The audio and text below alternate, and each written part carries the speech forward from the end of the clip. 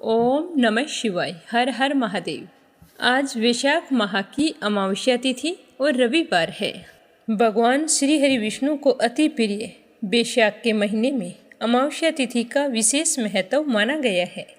इस दिन भगवान श्री हरि विष्णु के साथ साथ लक्ष्मी माता की पूजा भी की जाती है, जिसे हमें अन्न धन का आशीर्वाद मिलता है और मन की सारी मनोकामनाएं पूर्ण होती है। वैशाख अमावस्या पर स्नान, दान और पूजा करना बहुत ही शुभ माना जाता है। ऐसा करने से व्यक्ति अपने जीवन के समस्त सुखों का भोग करता हुआ अंत में मोक्ष धाम को प्राप्त होता है। और वैशाख के महीने में आने वाले रविवार को सूर्य देव की पूजा का भी बहुत ही अधिक महत्व माना गया है। जो व्यक्ति इस दिन व्रत रखकर पूरे विधि विधान से सूर्य देव की पूजा आराधना करता है, उसे समाज में खूब मान सम्मान मिलता है और हर कार्य क्षेत्र में सफलता प्राप्त होती है। वैशाख अमावस्या पर पितरों को याद करके पिंडदान, श्राद्ध क्रम और तर्पण किया जाता है। कहते हैं कि ऐसा करने से हमारे पूर्वजों की आत्मा को शांति मिलती है। इस दिन सुबह जल्दी उठकर स्नान करें। अगर बाहर कहीं नदी पर स्नान करना संभव नहीं है तो घर पर ही नहाने के जल में थोड़ा सा गंगा जल मिलाएं और स्नान करें। उसके बाद सूर्य देव को अर्घ्य दें। अमावस्या तिथि पर गरीब और जरूरतमंदों को दान देने से धन धान्य में वृद्धि होती है। सुहागिन महिलाएं इस दिन व्रत रखकर अपने अखंड सौभाग्य की कामना करते हुए पीपल वृक्ष की पूजा करती हैं। इस दिन परम पावन सोमा धोबिन की कथा को कहा और सुना जाता है। अमावस्या के दिन कई बातों का ध्यान रखना चाहिए।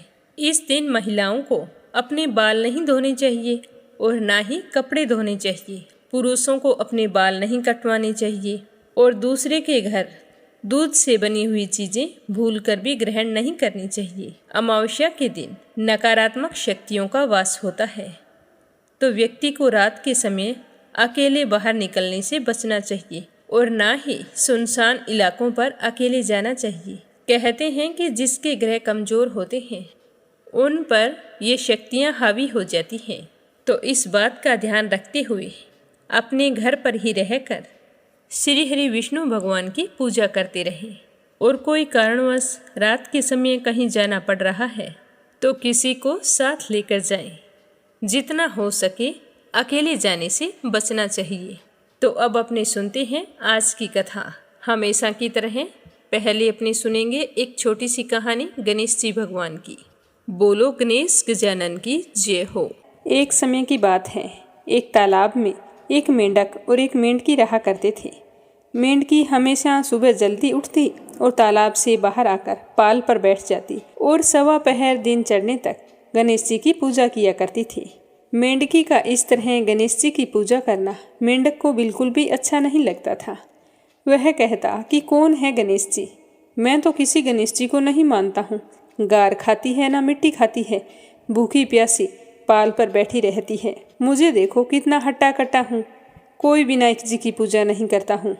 पर मेंढकी पर मेंढक की बातों का कोई असर नहीं होता। मेंढक रोजाना इसी तरह चिल्लाता रहता।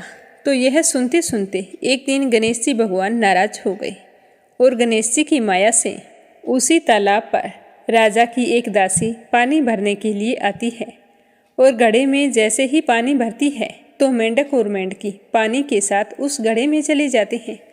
तो वो घर ले जाकर उस पानी के घड़े को भट्टी पर चढ़ा देती है और नीचे आग जला देती है। तो जैसे ही पानी गर्म होता है तो मेंढक तो बुरी तरह से जलने लगता है और ज़ोर ज़ोर से चीखने लगता है और मेंढकी अपने गणेश जी की पूजा में लगी रहती है। तो वो कहता है कि मेंढकी कि मैं तो गर्म पानी में जल रहा हूँ और तुम आराम से बैठी हो।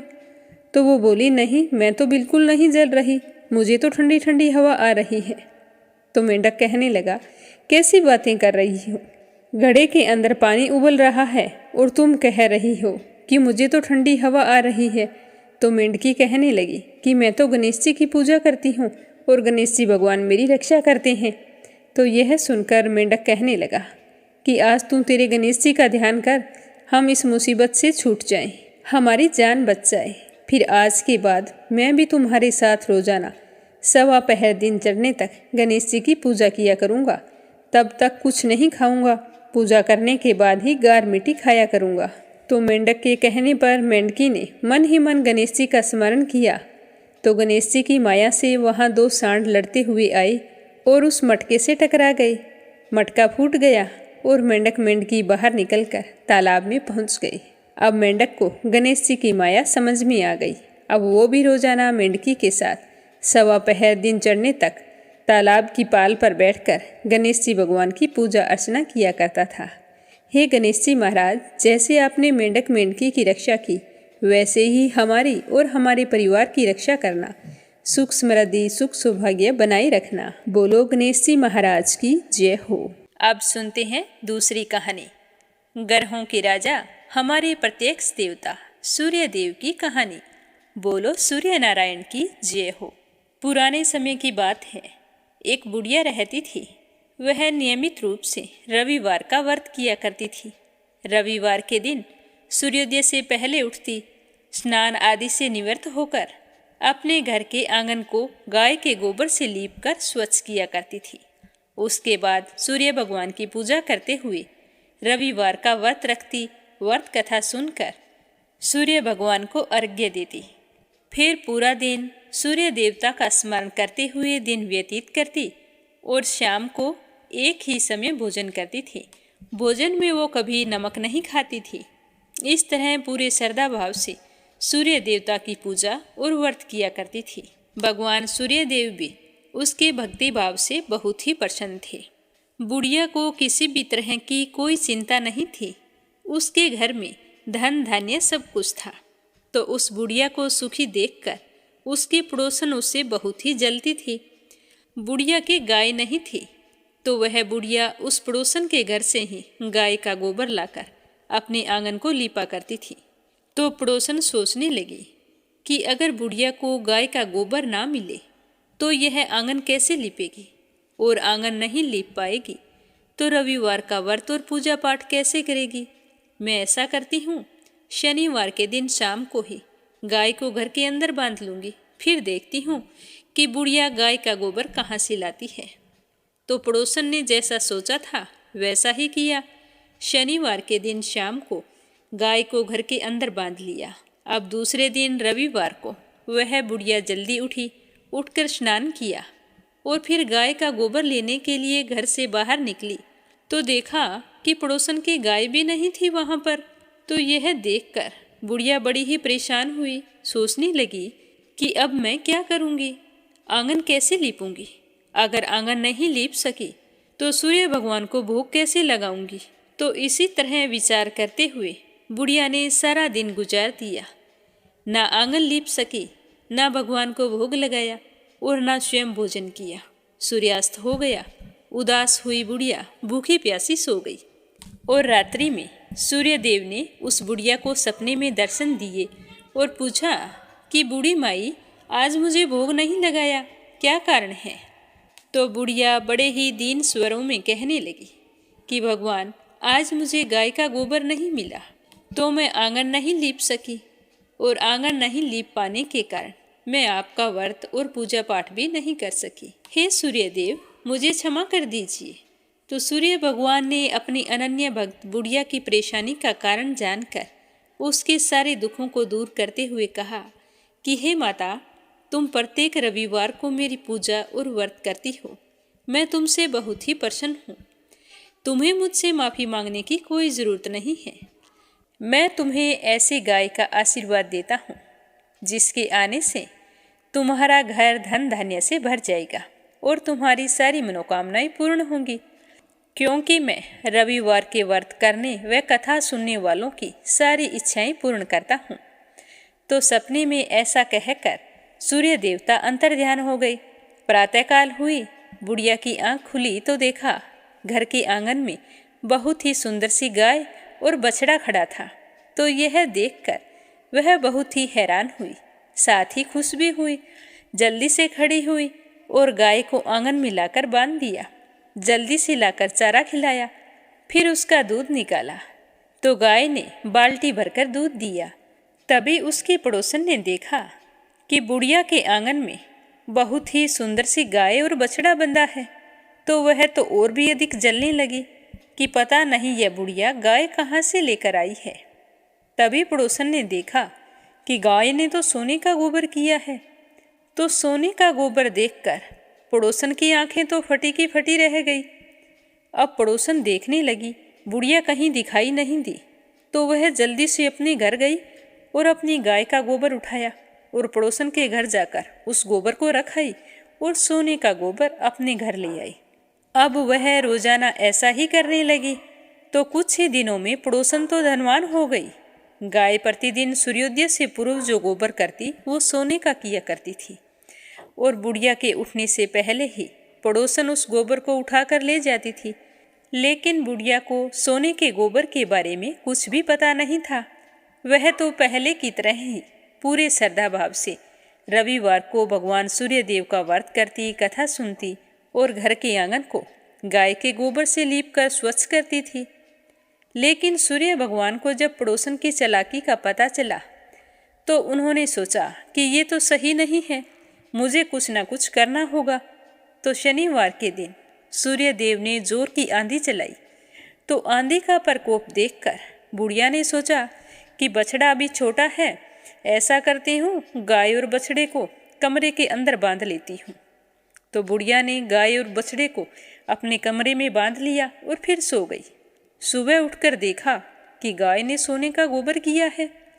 तो उसे देखकर बहुत ही आश्चर्य हुआ और सोचने लगी कि गाय रोजाना तो सोने का गोबर नहीं करती। फिर उसे समझ में आ गया कि जरूर गोबर तो सोने का करती है, पड़ोसन उठाकर ले जाती होगी, तभी तो गाय मेरे घर पर आई है और धनवान वो हो गई है। अब बूढ़ी माई गाय को रोजाना अपने घर के अंदर बांधने लगी। अब पड़ोसन को सोने का गोबर नहीं मिलता। अब बुढ़िया तो थोड़े से ही दिनों में धनवान हो गई और परदेश गया हुआ बुढ़िया का बेटा भी वापिस आ गया। तो अपने बेटे को वापिस आया देखकर बुढ़िया माई बहुत ही खुश हुई, सूर्य भगवान का धन्यवाद करने लगी और अपने बेटे को सूर्य देव के चमत्कार के बारे में बताया। तो जानकर उसका बेटा भी बहुत ही खुश हुआ। फिर उसके बेटे ने बहुत ही सुंदर सा मकान बना लिया और उसमें माँ बेटे बहुत ही खुशी खुशी रहने लगे। थोड़े दिनों बाद बुढ़िया ने अपने बेटे का विवाह भी कर दिया। अब इतनी खुशी देखकर उसकी पड़ोसन तो और भी ज़्यादा जल भुन गई। वह सोचने लगी कि किस तरह बुढ़िया को परेशान करूं जिससे उसकी सारी खुशियां खत्म हो जाए। मैं इसे सुखी नहीं देख सकती। तो उसने सोचते सोचते अपने पति को समझा बुझाकर उस नगर के राजा के पास भेज दिया। तो उसका पति राजा के पास गया और कहने लगा कि महाराज, हमारे पड़ोस में एक बुढ़िया रहती है, उसके पास एक चमत्कारी गाय है। वह रोजाना सूर्योदय होने से पहले सोने का गोबर करती है। तो मैं चाहता हूँ कि ऐसी सोने का गोबर देने वाली गाय तो राजमहल में होनी चाहिए। उस बुढ़िया के पास ऐसी गाय का क्या काम है? तो सुनकर राजा को भी बड़ी हैरानी हुई और राजा ने तुरंत अपने सैनिकों को भेजकर कहा कि तुम जाओ और उस बुढ़िया के पास से वो गाय लेकर आओ।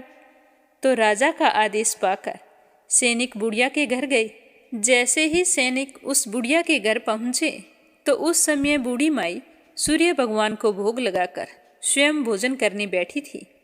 तो राजा के सैनिकों ने कहा कि बूढ़ी माई, तुम्हारी यह गाय हम राजमहल में लेकर जा रहे हैं, राजा का आदेश है। तो बूढ़ी माई ने कहा कि यह गाय मुझे सूर्य भगवान ने दी है, मैं इसके गोबर से घर के आंगन को लीपकर स्वच्छ करती हूँ। आप मेरी गाय को मत लेकर जाओ। अगर आप गाय को ले गए तो मैं सूर्य भगवान की पूजा कैसे किया करूँगी। तो सैनिकों ने बुढ़िया की एक नहीं सुनी। बेचारी बुढ़िया बहुत रोई चिल्लाई, लेकिन राजा के सैनिक नहीं माने। गाय व बछड़े को लेकर चले गए। गाय के चले जाने के बाद में वह बुढ़िया बहुत ही दुखी हुई। उस दिन उसने कुछ नहीं खाया।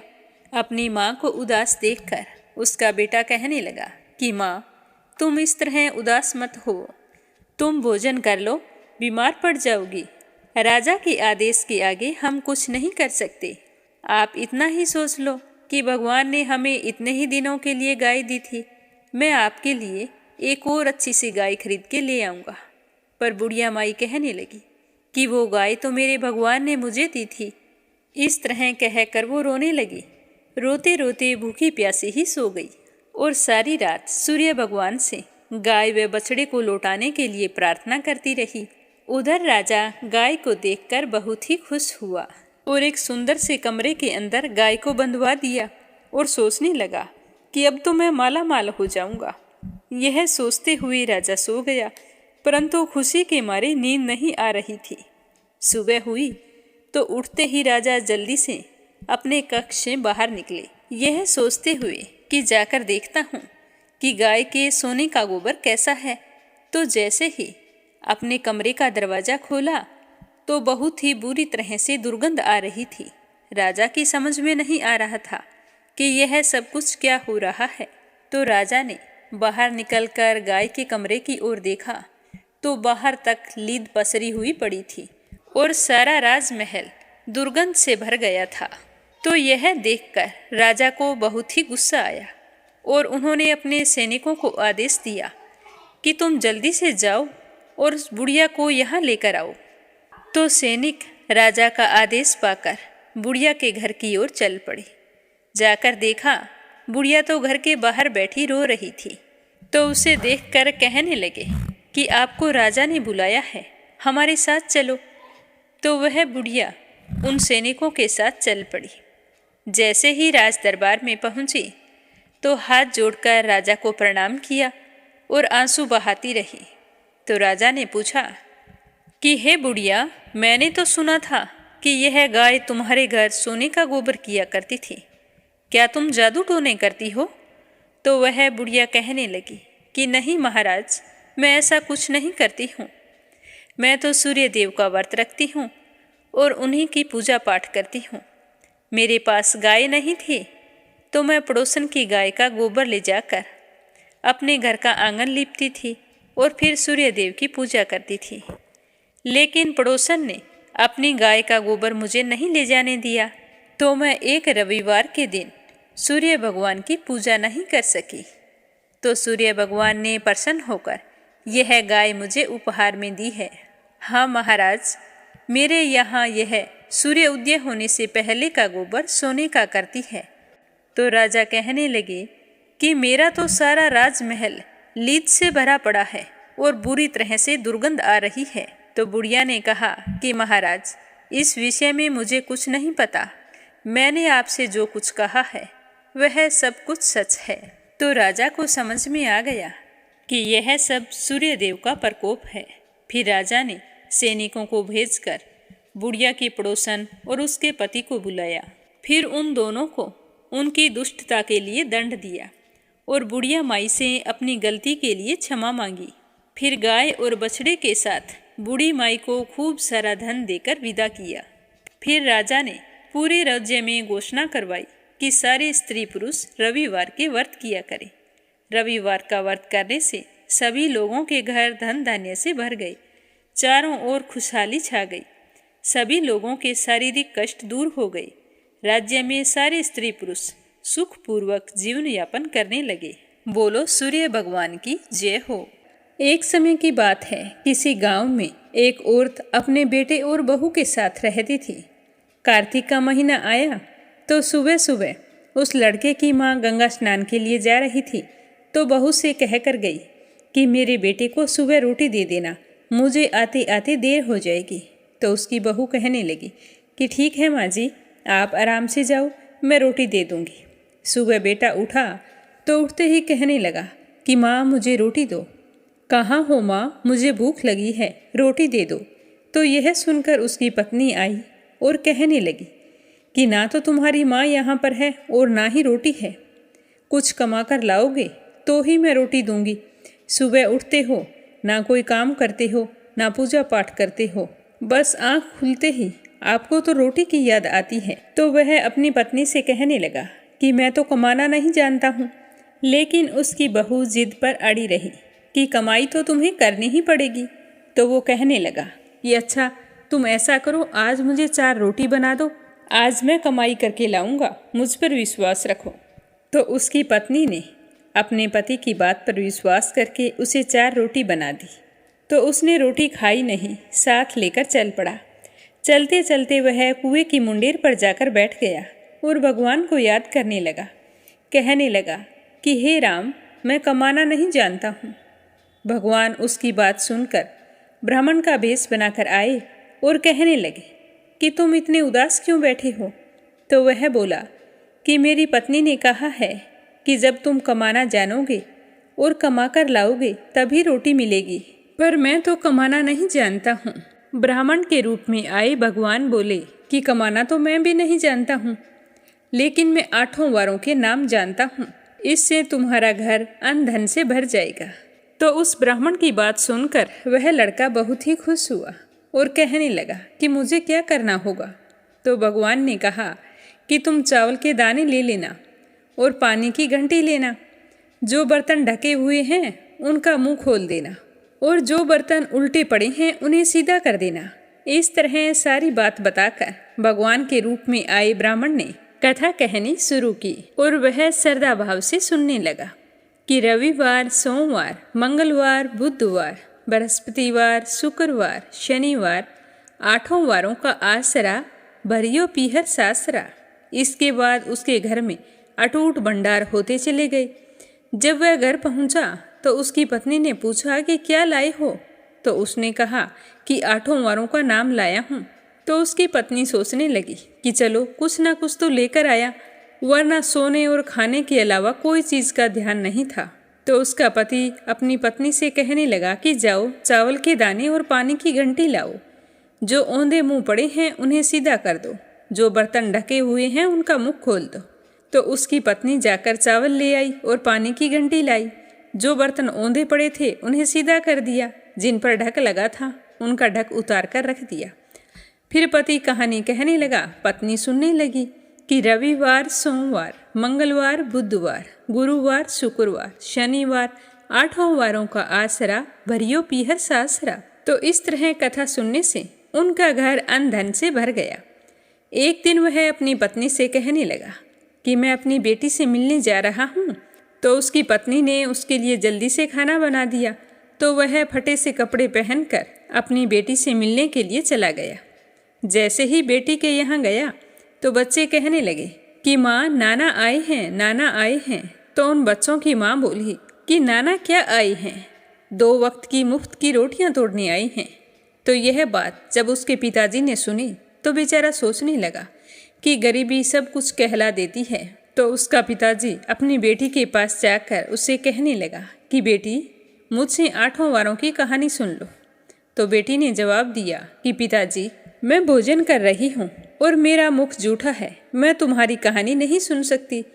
तो पिताजी बेचारा भूखा ही सो गया, क्योंकि उसका तो नियम था सुबह शाम वो 7 वारों की कहानी कहता था। अगले दिन सुबह बेटी को अपने पिता पर तरस आ गया। वो मन ही मन सोचने लगी कि कमाई नहीं करते हैं तो क्या है तो मेरे पिताजी रात को भूखे ही सो गए। काश में हाथ धोकर इनकी कहानी सुन लेती। तो उसने जल्दी से अपने पिताजी को उठाया और कहा कि पिताजी, खड़े हो जाओ, स्नान कर लो और फिर आप अपनी कहानी मुझे सुनाना। तो उसके पिताजी ने स्नान करके कहा कि बेटा, चावल के दाने लाओ और पानी की घंटी लाओ।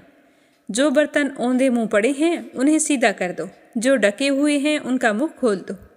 तो पिताजी ने कहानी कही, बेटी ने सुनी कि रविवार, सोमवार, मंगलवार, बुधवार, गुरुवार, शुक्रवार, शनिवार 8 वारों का आसरा भरियो पीहर सासरा। तो इससे उस बेटी के घर में भी अन्न धन के भंडार भरते चले गए। तो यह चमत्कार देखकर उसकी बेटी बड़ी ही हैरान हुई और टोकरे भर भर कर इधर उधर सामान बांटने लगी। बेटी की पड़ोसन ने जब यह देखा तो कहा कि तुम तो बोल रही थी कि तुम्हारे पिताजी कुछ नहीं लाए हैं, 2 वक्त की मुफ्त की रोटियां तोड़ने आए हैं। मेरे पिताजी तो कोई काम भी नहीं करते, तो अब तुम वो सामान बांट रही हो, वो कहाँ से आया है? तुम्हारे पास तो इतना नहीं था। तो बेटी कहने लगी कि मेरे पिताजी आए तो खाली हाथ थे, पर ये तो 8 वारों की कहानी का फल है। जो मेरे पिताजी सुबह शाम कहते हैं उसी के बाद में भोजन करते हैं। तो पड़ोसन कहने लगी कि अपने पिता से कहो कि हमें भी 8 वारों की कहानी सुना दे। तो उनकी श्रद्धा भक्ति देखकर उसका पिताजी बहुत ही खुश हुआ और उन्हें 8 वारों की कहानी सुनाई। जिससे उनके घर में भी अन्न धन के भंडार भर गए। प्रेम भाव से कहिए श्री हरि विष्णु भगवान के अनंत स्वरूपों की जय हो। जब राजा महिरथ को पुरोहित कश्यप जी ने समझाया कि हे राजन, आप काम के मोह में पड़कर सारी उम्र यूं ही व्यर्थ कर दी, अब भी वक्त है कि आप अपने हित के साधनों में लग जाओ। मैं तुम्हारे लिए सर्वोत्तम हित की बात कहता हूँ, क्योंकि मैं तुम्हारा पुरोहित हूँ और तुम्हारे भले बुरे कर्मों का भागी हूँ। मुनीश्वरों ने ब्रह्म हत्या, सुरापान, चोरी, गुरु पत्नी गमन आदि महापातक बताए हैं। उनमें से मनुष्यों द्वारा मन, वाणी और शरीर से किए हुए जो भी पाप हैं, उन्हें वैशाख मास समाप्त कर देता है। जैसे सूर्य अंधकार का नाश करता है, उसी प्रकार वैशाख का महीना पाप रूपी महान अंधकार को सर्वथा नष्ट कर डालता है। इसीलिए हे राजन, आप अपने पाप कर्मों को त्याग कर धर्म का रास्ता अपनाओ और विधि पूर्वक वैशाख व्रत का पालन करो। इस तरह वैशाख माह की महिमा भी राजा महिरथ को अच्छे से समझाई। इस तरह पुरोहित कश्यप जी के समझाने पर राजा महिरथ ने कहा कि हे सौम्य स्वभाव वाले गुरुदेव, आपने मुझे वह अमृत पिलाया है जिसका आविर्भाव समुद्र से नहीं हुआ। आपका वचन संसार रूपी रोग का निवारण तथा दुर्व्यसनों से मुक्त करने वाला द्रव्य भिन्न औषध है। आज आपने मुझ पर बहुत बड़ी कृपा की है, जो आज इस औषधि का पान कराया है। हे विप्रवर, सत्पुरुषों का समागम मनुष्य को हर्ष प्रदान करने वाला, उनके पाप को दूर भगाने वाला तथा जरा मृत्यु का अपहरण करने वाली संजीवनी बूटी है। इस पृथ्वी पर जो जो मनोरथ दुर्लभ माने गए हैं, वे सब यहाँ साधु पुरुषों के संग से प्राप्त हो जाते हैं। जो पापों का अपहरण करने वाली सत्संग की गंगा में स्नान कर चुका है, उसे दान, तीर्थ, तपस्या तथा यज्ञ करने की क्या आवश्यकता है। हे प्रभु, आज से पहले मेरे मन में जो जो भाव उठते थे, वे सब केवल काम सुख के प्रति लोभ उत्पन्न करने वाले थे, परंतु आज आपके दर्शन से तथा आपके वचनों को सुनने से उनमें विपरीत भाव आ गया है। मूर्ख मनुष्य एक जन्म के सुख के लिए 1000 जन्मों का सुख नष्ट कर डालता है और विद्वान पुरुष एक जन्म से हजारों जन्म बना लेते हैं। कितने दुख की बात है कि मुझ जैसे मूर्ख ने अपने मन को सदा काम जनित रस के आस्वादन सुख में फंसाए रखने के कारण कभी कुछ भी आत्म कल्याण का कार्य नहीं किया। ये कैसा मोह था जिसके चलते मैंने धर्म का रास्ता छोड़कर पाप का रास्ता पकड़ लिया। मैंने स्त्रियों के फेर में पड़कर अपनी आत्मा को घोर विपत्ति में डाल दिया, जिसका भविष्य अत्यंत दुखमय है तथा जिससे पार करना बहुत ही कठिन है। हे प्रभु, आप धन्य हैं जो आपने अपनी वाणी से आज मुझे मेरी स्थिति का बोध करा दिया। अब उपदेश देकर मेरा उद्धार कीजिए। पूर्व जन्म में मैंने कोई पुण्य किया था जिससे आपने मुझे बोध कराया है। आपके चरणों की धूल से मैं आज पवित्र हो गया हूँ। वक्ताओं में श्रेष्ठ हे ब्राह्मण, आप मुझे वैशाख मास की विधि बतलाइए। आप जैसा करेंगे मैं वैसा ही करूँगा। मैं इस पाप के रास्ते को छोड़कर धर्म के रास्ते पर चलना चाहता हूँ। तो राजा की बात सुनकर ऋषि कश्यप जी बहुत ही प्रसन्न हुए और कहने लगे कि हे राजन, बुद्धिमान पुरुष को चाहिए कि वह बिना पूछे अथवा अन्यायपूर्वक पूछने पर किसी को उपदेश ना दे।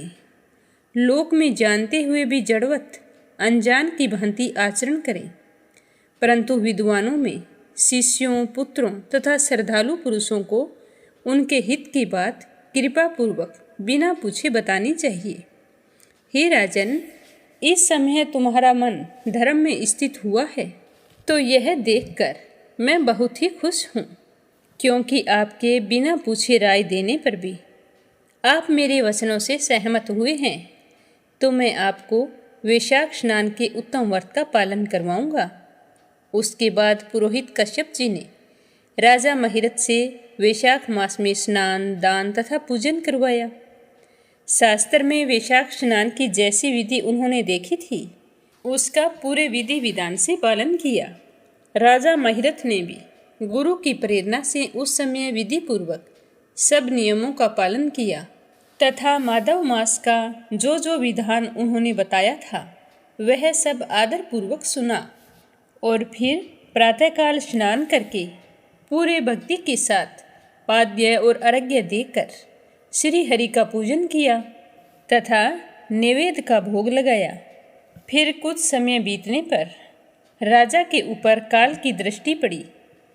राजा अधिक मात्रा में रति का सेवन करने के कारण क्षय रोग से ग्रसित हो गए थे, जिससे उनका शरीर अत्यंत दुर्बल हो गया था और अंततः उनकी मृत्यु हो गई।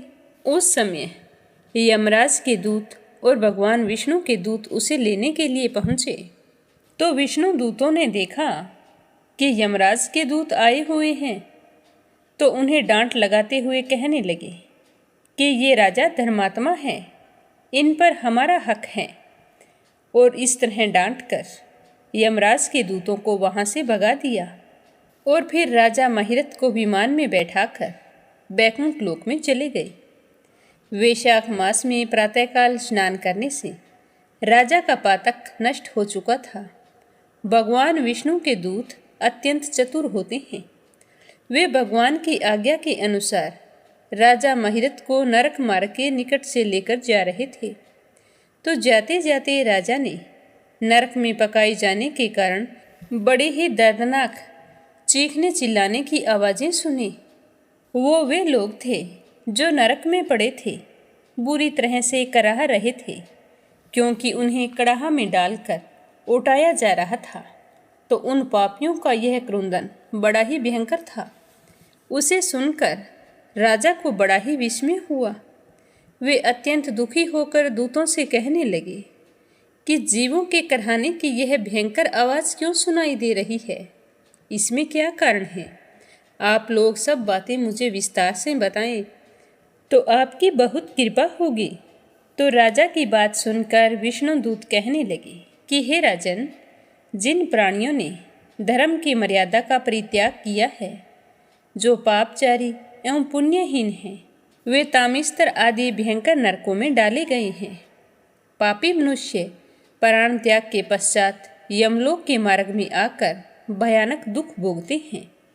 यमराज के भयंकर दूत उन्हें इधर उधर घसीटते हैं और वे अंधकार में गिर पड़ते हैं। उन्हें आग में डालकर जलाया जाता है। उनके शरीर पर कांटे चुभाए जाते हैं और उनको आरी से चीरा जाता है तथा वे भूख प्यास से पीड़ित रहते हैं। पीप और रक्त की दुर्गंध के कारण उन्हें बार बार मूर्छा आ जाती है। कहीं वे खोलते हुए तेल में उठाए जाते हैं, कहीं उन पर मुसलों की मार पड़ती है, कहीं तपाए हुए लोहे की शिलाओं पर डालकर उन्हें पकाया जाता है। कहीं वमन, कहीं पीप और कहीं रक्त उनको खाने के लिए दिया जाता है। मुर्दों की दुर्गंध से भरे हुए करोड़ों नरक हैं, जहाँ सरपत्र वन हैं, शिलापात के स्थान हैं, जहाँ पापी शिलाओं पर पटके जाते हैं तथा वहाँ की समतल भूमि भी आग से तपी हुई होती है। इसके सिवा गर्म लोहे के खोलते हुए तेल के, मैदा के, तपे हुए स्तंभ के तथा कूट सालमली नामक के भी नरक हैं। छुरे, कांटे, कील और उग्र ज्वाला के कारण क्षोभ एवं भय उत्पन्न करने वाले बहुत से नरक हैं। कहीं तपी हुई वैतरणी नदी है, कहीं पीप से भरे हुए अनेकों कुंड हैं और इन सब में अलग अलग पापियों को डाला जाता है। कुछ नरक ऐसे हैं जो जंगल के रूप में हैं, वहाँ के पत्ते तलवार की धार के समान तीखे हैं। इसी कारण उन्हें 80 पत्र वन भी कहते हैं। वहाँ प्रवेश करते ही नर नारियों के शरीर कटने और छिलने लगते हैं। कितने ही नरक घोर अंधकार तथा आग की लपटों के कारण अत्यंत दारुण प्रतीत होते हैं। इनमें बार बार यातना भोगने के कारण पापी जीव नाना प्रकार के स्वरों में रोते और विलाप करते हैं। राजन, इस प्रकार ये शास्त्र विरुद्ध कर्म करने वाले पापी जीव करहाते हुए नरक की यातना का कष्ट भोग रहे हैं। उन्हीं का यह क्रुंदन हो रहा है। सभी प्राणियों को अपने पूर्वकृत कर्मों का फल भोगना ही पड़ता है। पराई स्त्रियों का संग प्रसन्नता के लिए किया जाता है, किंतु वास्तव में वही दुख देने वाला होता है। 2 घड़ी तक किया हुआ विषय सुख का भोग अनेक कल्पों तक दुख देने वाला होता है। हे राजेंद्र, तुमने वैशाख मास में प्रातः स्नान किया है। उसकी विधि का पालन करने से तुम्हारा शरीर पावन हो गया है। उसे छूकर बहने वाली वायु का स्पर्श पाकर ये क्षण भर के लिए पापी जीव भी सुखी हो गए हैं। तुम्हारे तेज से इन्हें बड़ी तृप्ति मिल रही है। इसी कारण ये नरकवर्ती जीव अब करहाना छोड़कर चुप हो गए हैं। देखो, सन्नाटा छा गया है। नहीं तो किस तरह विलाप कर रहे थे, चीख रहे थे, चिल्ला रहे थे। पुण्यवानों का नाम भी यदि सुना जाए या उसके नाम का उच्चारण किया जाए तो वह सुख का साधक होता है, तथा उसे छूकर चलने वाली वायु भी शरीर पर लगने पर बड़ा ही सुख देती है। करुणा के सागर राजा महिरथ अद्भुत कर्म करने वाले भगवान श्री विष्णु के दूतों की सारी बात सुनकर गर्वित हो उठते हैं। उनसे उन नरक के प्राणियों का करहाना, विलाप और उनका दुख देखा नहीं जाता। निश्चय ही साधु पुरुषों का हृदय मक्खन के समान होता है। जैसे नवनीत आग की आंच पाकर पिघल जाता है, उसी प्रकार साधु पुरुषों का हृदय भी दूसरों के संताप से संतप्त होकर गर्वित हो उठता है।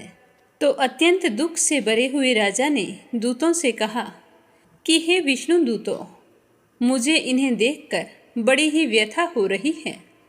मैं इन व्यथित प्राणियों को छोड़कर जाना नहीं चाहता। मेरी समझ में सबसे बड़ा पापी वही है जो समर्थ होते हुए भी वेदनाग्रस्त जीवों का शोक दूर ना कर सके। यदि मेरे शरीर को छूकर बहने वाली वायु के स्पर्श से ये जीव सुखी हुए हैं तो आप लोग मुझे उस स्थान पर ले चलिए, क्योंकि जो चंदन वृक्ष की भांति दूसरों के ताप दूर करके उन्हें आच्छादित करते हैं और जो परोपकार के लिए स्वयं कष्ट उठाते हैं, वे ही पुण्य आत्मा है। संसार में वे ही संत हैं जो दूसरों के दुखों का नाश करते हैं तथा पीड़ित जीवों की पीड़ा दूर करने के लिए जिन्होंने अपने प्राणों को तिनके के समान निछावर कर दिया है। जो मनुष्य सदा दूसरों की भलाई के लिए उद्यत रहते हैं, उन्होंने ही इस पृथ्वी को धारण कर रखा है। और जहाँ सदा अपने मन को ही सुख मिलता है, वह स्वर्ग भी नरक के समान है। अतः साधु पुरुष सदा दूसरों के सुख से ही सुखी होते हैं। यहाँ नरक में गिरना अच्छा, प्राणों से वियोग हो जाना भी अच्छा, किंतु पीड़ित जीवों की पीड़ा दूर किए बिना एक क्षण भी सुख भोगना बिल्कुल अच्छा नहीं होता। तो राजा की बात सुनकर दूत कहने लगे कि हे राजन, पापी पुरुष अपने कर्मों का ही फल भोगते हुए भयंकर नरक में पकाए जाते हैं। जिन्होंने दान, होम अथवा पुण्य तीर्थ में स्नान नहीं किया है, मनुष्यों का उपकार तथा कोई उत्तम पुण्य नहीं किया है, वे ही परलोक में आने पर घोर नरकों में पकाए जाते हैं। जिनका शील स्वभाव दूषित है, जो दुराचारी, व्यवहार में निंदित, दूसरों की बुराई करने वाले एवं पापी हैं, वे ही जीव नरकों में पड़ते हैं। जो मनुष्य पापी अपने मर्म भेदी वचनों से दूसरे का हृदय विदीर्ण कर डालते हैं तथा जो पराई स्त्रियों के साथ विहार करते हैं, वे ही नरकों में पकाए जाते हैं। ये सब इनके अपने अपने कर्म हैं, जिसको इन्हें भोगना ही पड़ेगा। हे राजन, अब अपने भगवान के धाम को चलते हैं। तुम पुण्यवान हो, अतः अब तुम्हारा यहाँ ठहरना उचित नहीं है। तो राजा कहने लगे कि हे विष्णु दूतगण, यदि मैं पुण्य आत्मा हूँ तो इस महाभयंकर यातना मार्ग में कैसे लाया गया? मैंने कौन सा पाप किया है तथा किस पुण्य के प्रभाव से मैं विष्णु धाम को जाऊँगा? आप लोग मेरे इस संशय का निवारण करें। मैं सब कुछ विस्तार से जानना चाहता हूँ। जब राजा ने विष्णु दूतगणों से पूछा कि यदि मैं पुण्य आत्मा हूँ तो इस महाभयंकर यातना मार्ग से कैसे लाया गया हूँ? मैंने कौन सा पाप किया था और कौन सा पुण्य किया था जिसके प्रभाव से मैं विष्णु धाम को जा रहा हूँ? मेरे मन में संशय हो रहा है, कृपया करके आप इसका निवारण कीजिए। तो राजा की बात सुनकर दूत कहने लगे कि हे राजन, तुम्हारा मन काम के अधीन हो रहा था, इसीलिए तुमने कोई पुण्य यज्ञ अनुष्ठान अथवा यज्ञ विशिष्ट अन्न का भोजन नहीं किया है। इसी कारण तुम्हें इस मार्ग से लाया गया है। किंतु लगातार 3 वर्षों तक तुमने अपने गुरु की प्रेरणा से वैशाख मास में विधि पूर्वक प्रातःकाल स्नान किया है तथा महापापों और अति पापों की राशि का विनाश करने वाले भक्तवत्सल विश्वेश्वर भगवान मधुसूदन की बड़े ही भक्ति भाव से पूजा की है। यह सब पुण्यों का सार है। केवल इस एक ही पुण्य से तुम देवताओं द्वारा पूजित होकर विष्णु धाम को ले जाए जा रहे हो। हे राजन, जैसे एक ही चिनगारी पड़ने से तिनकों की ढेरी भस्म हो जाती है, उसी प्रकार वैशाख के महीने में प्रातःकाल स्नान करने से पाप राशि का विनाश हो जाता है। जो व्यक्ति वैशाख के महीने में शास्त्रोक्त नियमों से युक्त होकर स्नान करता है, वह हरि भक्त पुरुष अति पापों के समूह से छुटकारा पाकर विष्णु पद को प्राप्त होता है।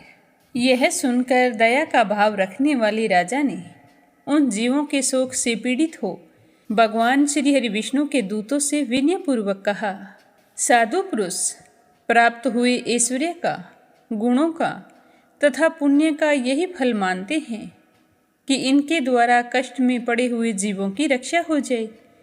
यदि मेरा कुछ पुण्य है तो उसी के प्रभाव से ये नरक में पड़े हुए जीव निष्पाप होकर स्वर्ग लोक को चले जाएं। मैं इनकी जगह नरक में निवास करूंगा। तो राजा के ऐसे वचन सुनकर श्री हरि विष्णु के मनोहर दूत उनके सत्य और उदारता पर विचार करते हुए कहने लगे कि हे राजन, इस दया रूप धर्म के अनुष्ठान से तुम्हारे संचित धर्म की विशेष वृद्धि हुई है। तुमने वैशाख मास में जो स्नान, दान, जप, होम, तप तथा देव पूजन आदि कर्म किए हैं, वे अक्षय फल देने वाले हो गए हैं। जो वैशाख मास में स्नान दान करके भगवान का पूजन करता है, वह सब कामनाओं को प्राप्त होकर श्री विष्णु धाम को जाता है। एक और तप, दान और यज्ञ आदि की शुभ क्रियाएं और एक और विधि पूर्वक आचरण में लाया हुआ वैशाख मास का व्रत हो तो इनमें वैशाख मास ही महान होता है। हे राजन, वैशाख मास के एक दिन का जो भी पुण्य है वह तुम्हारे लिए सब दानों से बढ़कर है। दया के समान धर्म, दया के समान तप, दया के समान दान और दया के समान कोई मित्र नहीं है। पुण्य का दान करने वाला मनुष्य सदा लाख गुना पुण्य प्राप्त करता है और तुम्हारी इस दया के कारण धर्म की अधिक वृद्धि हुई है। जो मनुष्य दुखित प्राणियों का दुख से उद्धार करता है, वही संसार में पुण्य आत्मा है। उसे भगवान नारायण के अंश से उत्पन्न हुआ जानना चाहिए। हे राजन, वैशाख मास की पूर्णिमा को तीर्थ में जाकर जो तुमने सब पापों का नाश करने वाला स्नान दान आदि पुण्य किया है, उसे विधिवत भगवान श्री हरि को साक्षी मानकर 3 बार प्रतिज्ञा करके इन पापियों के लिए दान कर दो। तो उस दान के प्रभाव से ये नरक से निकलकर स्वर्ग लोक को चले जाएंगे। हमारा तो ऐसा विश्वास है कि पीड़ित जंतुओं को शांति प्रदान करने से जो आनंद मिलता है, उसे मनुष्य स्वर्ग और मोक्ष में भी प्राप्त नहीं कर सकता। हे राजन, तुम्हारी बुद्धि दया एवं दान में दृढ़ है। आपको इस तरह दयावान और दानवीर देखकर हमारे मन में भी उत्साह उत्पन्न हो रहा है। हे राजन, यदि तुम्हें अच्छा जान पड़े तो बिना विलंब किए इन्हें वह पुण्य प्रदान करो जो नरक यातना के दुख को दग्ध करने वाला है। विष्णु दूतों के इस तरह कहने पर दयालु राजा महिरथ ने भगवान गदाधर को साक्षी मानकर 3 बार प्रतिज्ञा पूर्वक संकल्प करके उन पापियों के लिए अपना पुण्य अर्पण किया और वैशाख मास के एक दिन के ही पुण्य का दान करने पर वे सारे जीव यम यातना के दुख से मुक्त हो गए और फिर अत्यंत हर्ष में भरकर वे श्रेष्ठ विमान पर आरूढ़ हुए और राजा की प्रशंसा करते हुए उन्हें प्रणाम करके स्वर्ग लोक को चले गए। इस दान से राजा को विशेष पुण्य की प्राप्ति हुई। मुनियों और देवताओं का समुदाय उनकी स्तुति करने लगा तथा वे जगदीश्वर श्री विष्णु के पार्षदों द्वारा अभिवंदित होकर उस परम पद को प्राप्त हुए जो बड़े बड़े योगियों के लिए भी दुर्लभ है। हे द्विज श्रेष्ठ, वैशाख मास का महात्म्य संक्षेप में ही बताया गया है। यह धन, यश, आयु तथा परम कल्याण प्रदान करने वाला है। इतना ही नहीं, इससे स्वर्ग तथा लक्ष्मी की प्राप्ति होती है। यह प्रशंसनीय महात्म्य अंतःकरण को शुद्ध करने वाला और पापों को धो देने वाला है। माधव मास का यह मातम्य भगवान माधव को अत्यंत प्रिय है।